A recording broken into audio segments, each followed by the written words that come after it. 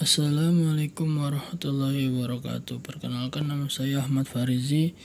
Saya ingin mempresentasikan materi santri dari pertemuan 11 sampai 12. Baik, kita ke slide pertama. Itu ada peratur perekonomian negara yang berhubungan dengan pasal 33 UUD 1945 yang merupakan landasan konstitusional demokrasi ekonomi Indonesia.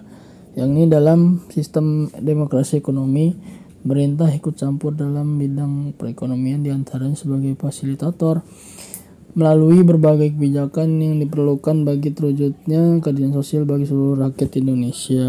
Lalu di slide selanjutnya itu ada sistem demokrasi ekonomi Indonesia. Pada sistem perekonomian Indonesia disusun berdasarkan pasal 33 UUD 1945 yang menjelaskan tentang cabang-cabang produksi yang penting bagi negara yang menguasai hajat dan hidup orang banyak dikuasai oleh negara, seperti bumi, air, kekayaan alam yang terkandung di dalamnya dikuasai oleh negara dan dipergunakan sebesar-besarnya untuk kemakmuran rakyat. Berdasarkan tersebut, maka dengan cara mengurangi campur tangan langsung negara atau pemerintah dalam bidang ekonomi, di mana pemerintah berperan sebagai fasilitator untuk berbagai kebijakan tanpa menghilangkan campur tangannya, yaitu pemerintah dapat mewujudkan keadilan sosial bagi seluruh rakyat Indonesia. Produksi yang terpenting bagi negara menguasai hajat hidup orang banyak dikuasai oleh negara melalui berbagai kebijakan sehingga menjaga mekanisme pasar berkembang dan terarah untuk mencapai kemakmuran bagi semua orang. Dalam demokrasi yang dianut harus menghindari yang pertama, sistem free-fight liberalisme yang menimbulkan eksploitasi terhadap manusia dengan bangsa lain. Yang kedua, ada sistem etatisme dalam arti bahwa negara aparatur ekonomi negara bersifat dominan, mendesak dan mematikan daya kreasi unit-unit di luar sektor negara. Ketiga, ada persaingan yang tidak sehat antara pemusatan kekuatan ekonomi pada suatu kelompok dalam bentuk monopoli dan monopsoni yang merugikan masyarakat serta bertentangan dengan keadilan sosial. Selanjutnya, namun monopoli dan monopsoni dilakukan pemerintah supaya barang dan jasa yang bernilai strategis bagi kepentingan masyarakat dapat terpenuhi karena sangat mendukung upaya peningkatan kesejahteraan masyarakat. Yang kedua, ada sebagai penjabaran pada pasal 33 1945 Mata menjelaskan bahwa sejak awal perekonomian Indonesia terbagi pada 3 bangun usaha.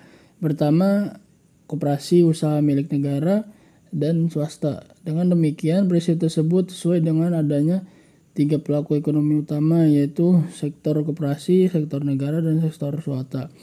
Ketiganya diakui dan eksistensi dalam perannya dalam bangun ekonomi. Yang kedua, ada proses perkembangan ekonomi diserahkan pada mekanisme pasar yang dikendalikan oleh pemerintah sebagai pengatur regulator resmi, baik melalui perencanaan jangka panjang, menengah, pendek, melalui peraturan-peraturan dan kebijakan ekonomi atau politik. Dari penjelasan tersebut dapat dikembangkan bahwa keseimbangan yang dinamis antara ketiga pelaku ekonomi, yaitu sektor swasta, negara, koperasi dalam pembangunan nasional dilibatkan negara diwujudkan dalam bentuk didirikannya Badan Usaha Milik Negara atau BUMD atau BUMN, salah satu aparatur perekonomian negara.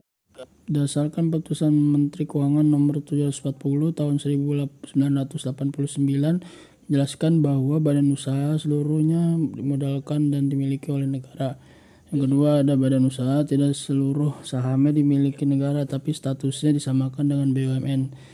Yang pertama itu ada BUMN merupakan patungan antara pemerintah dengan pemerintah daerah. Itu adanya kerjasama dengan pemerintah pusat dan pemerintah daerah untuk mendirikan BUMN atau BUMD. Yang kedua, ada BUMN yang merupakan patungan antara pemerintah dengan BUMN lainnya. BUMN merupakan harus adanya modal antara pemerintah dengan BUMN lainnya seperti pada lembaga atau organisasi lainnya. Yang ketiga, ada BUMN yang merupakan badan usaha patungan dengan swasta nasional atau asing, di mana negara memiliki saham mayoritas minimal 51%. Berdasarkan hal di atas dapat dimaksudkan bahwa BUMN adalah bentuk usaha negara dan seluruh atau sebagian modalnya dimiliki oleh negara, pemerintah dan dipisahkan oleh kaya negara.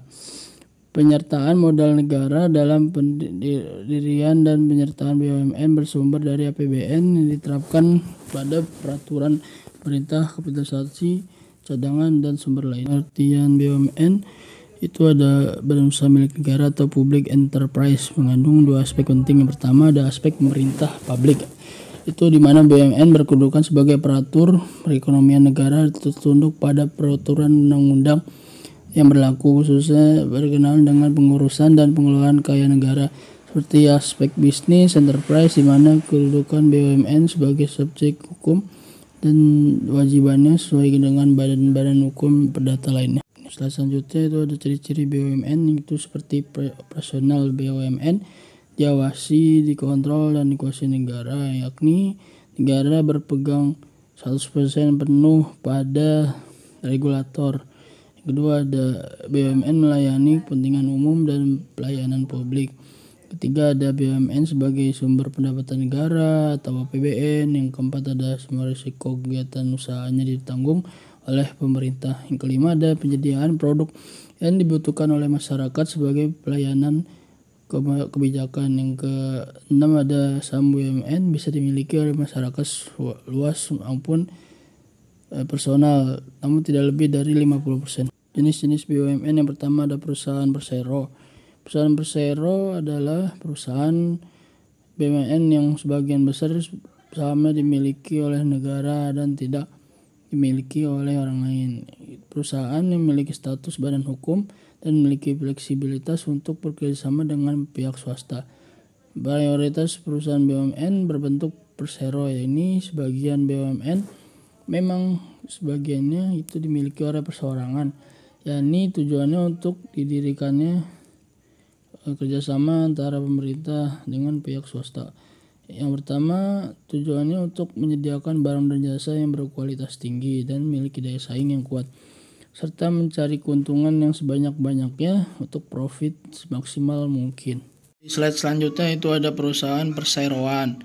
Perusahaan perseroan adalah perusahaan BUMN yang sebagian besar sahamnya dimiliki oleh negara.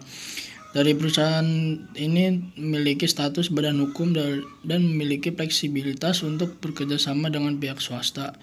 BUMN juga termasuk dari mayoritas perusahaan yang berbentuk persero, karena tujuan didirikannya persero yaitu yang pertama untuk menyediakan barang dan jasa yang berkualitas tinggi dan memiliki daya saing yang kuat, kemudian mencari keuntungan atau profit semaksimal mungkin untuk kepentingan perusahaan. Ciri-ciri perseroan. Dalam pendirian perseroan disusulkan dan oleh menteri pada presiden, seperti pelaksanaan pendirian yang dilakukan menteri berdasarkan undang-undang, seperti modal bentuk saham, status perseroan terbatas yang diatur berdasarkan perundang-undangan yang berlaku. Sebagian atau seluruh modal merupakan milik negara dan kekayaan negara yang dipisahkan, tidak mendapatkan fasilitas negara, yakni perseroan memiliki saham tersebut tapi tidak untuk dimiliki 100%, namun hanya mendapatkan fasilitas setengahnya atau seperempatnya dari negara. Itu pemimpinnya berupa direksi seperti Kimia Farma, PT Pertamina, PT KAI, PT Garuda, atau PT Telkom atau sejenisnya. Perusahaan umum atau Perum. Perum adalah perusahaan BUMN yang seluruhan modalnya dimiliki oleh negara tidak sebagai atas saham, yakni perusahaan BUMN juga tapi seluruh modalnya dimiliki negara, namun masyarakat tidak bisa memilikinya. Dibentuknya Perum untuk menyediakan barang dan jasa yang bermanfaat untuk umum dan prinsip pengelolaannya perusahaan yang tepat dan harga yang mudah dijangkau. Ciri-ciri Perum itu melayani kepentingan masyarakat umum, kepentingan pemimpin berupa direksi atau direktur. Pekerjaannya merupakan pegawai perusahaan dari pihak swasta, pengelolaan dari modal pemerintah yang terpisah dari kekayaan negara. Yang terakhir ada penambahan keuntungan kas negara, modal berupa saham atau obligasi bagi perusahaan go publik. Contohnya yaitu ada Perum Bulog, Perumdamri, Perumpori, Perum Pegadaian, dan Perumnas. Peranan BUMN atau BUMD dalam menyelenggarakan ekonomi negara. Dan BUMN mempunyai peran yaitu sebagai memberikan sumbangan bagi perkembangan perekonomian nasional. Pada umumnya penerimaan negara pada khususnya itu mencari keuntungan sebanyak mungkin atau pendapatan seperti profit, menyelenggarakan pemanfaatan barang jasa bermutu dan memadai bagi kebutuhan hajat hidup orang banyak. Itu menjadi perintis kegiatan-kegiatan usaha yang dapat belum dilaksanakan swasta maupun koperasi. Tujuannya untuk menyelenggarakan kegiatan yang bersikap melengkapi kegiatan swasta maupun koperasi, yaitu turut aktif memberikan bimbingan kegiatan pada sektor swasta khususnya golongan ekonomi lemah. Sini ada perbedaannya. Ini yang pertama dari organ sendiri, Perum di bawah pimpinan direksi, badan pengawas atau dewan pengawas, dan di bawahnya ada pekerja. Persero itu dipimpin oleh RUPS, kemudian disusul di bawahnya ada dewan komisaris, kemudian di bawahnya ada dewan direksi. Yang kedua ada modal. Perum dari segi modal didukung oleh APBN, kemudian dari Persero itu didukung modalnya oleh saham atau obligasi, sehingga mereka dapat membangun masing-masing dari lembaga tersebut. Aparatur perekonomian negara mencakup dari badan usaha milik negara dan BUMD seperti disebutkan dalam Peraturan Perundang-undangan Nomor 3 Tahun 1983 tentang pembinaan dan pengawasan BUMN, yaitu tugasnya melaksanakan dan menunjang kebijakan pemerintah dalam bidang ekonomi dan pembangunan. Kedua ada memupuk dana bagi pembiayaan negara seperti profit atau pemasukan untuk menutup APBN, dan untuk mendorong peran serta masyarakat dalam bidang usaha seperti memenuhi barang dan jasa bagi kepentingan masyarakat umum, melengkapi kegiatan swasta dan koperasi, sehingga turut menjadi kegiatan yang tidak diminati oleh swasta. Kemudian di slide selanjutnya ada permasalahan pada BUMN atau BUMD. Yang pertama adanya terlalu banyak berlindungi di balik misi, yakni pada BUMN sangat berlindung dan taat pada misi dari pemerintah, sehingga tujuannya sangat didukung oleh pemerintah dan terlalu kaku, tidak bisa berpresisi antara BUMN dan BUMD. Yang kedua ada panjangnya rantai birokrasi dalam pengelolaan yang masih rumit. Yang ketiga ada kurangnya terkontrolnya manajemen pada perusahaan. Yang keempat ada terlalu banyak ikut campur departemen dan teknis. Yang kelima ada tidak memiliki perencanaan strategis. Yang keenam ada standar penilaian kerja yang kurang tepat. Kekuasaan departemen teknis sebagai pemegang kekuasaan saham terlalu besar dan mutlak bisa memberhentikan direksi tanpa melalui RUPS. RUPS sendiri dibuat oleh negara.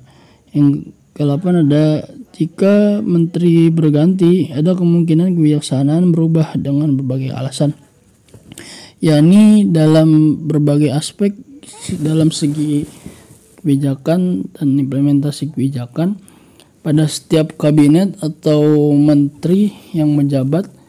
Itu ada kemungkinan perbedaan kebijaksanaan dari berbagai alasan.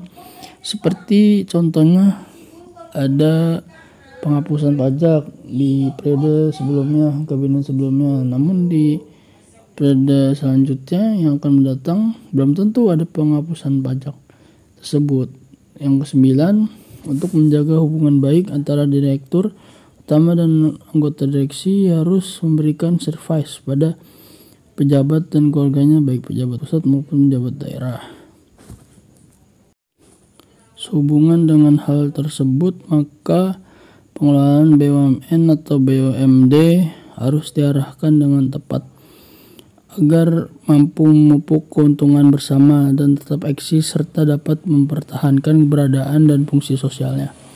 Untuk itu BUMN dan BUMD harus turut aktif dalam mengelola dan mengupgrade seluruh tujuan utama supaya menerapkan prinsip-prinsip good corporate governance seperti adanya akuntabilitas, transparansi, pertanggungjawaban, kemandirian, dan kewajaran, sehingga pada masalah-masalah tersebut dapat terselesaikan dengan baik.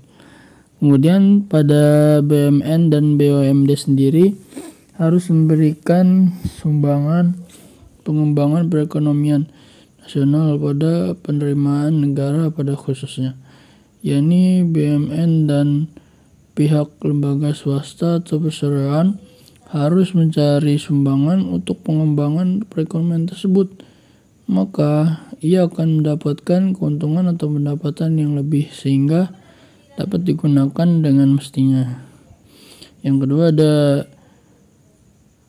pendukungan pada sistem UMKM yang belum dapat dilaksanakan oleh swasta maupun koperasi. Ini BUMN harus turut aktif memberikan dukungan pada UMKM yang turutnya seperti yang menengah maupun yang kecil untuk mendukung kegiatan pada sektor ekonomi yang lemah dan koperasi yang lemah sehingga dapat meningkat dan berjalan dengan baik. Itu saja yang dapat saya sampaikan. Terima kasih. Apabila ada kesalahan mohon dimaafkan sebesar-besarnya. Wassalamualaikum warahmatullahi wabarakatuh.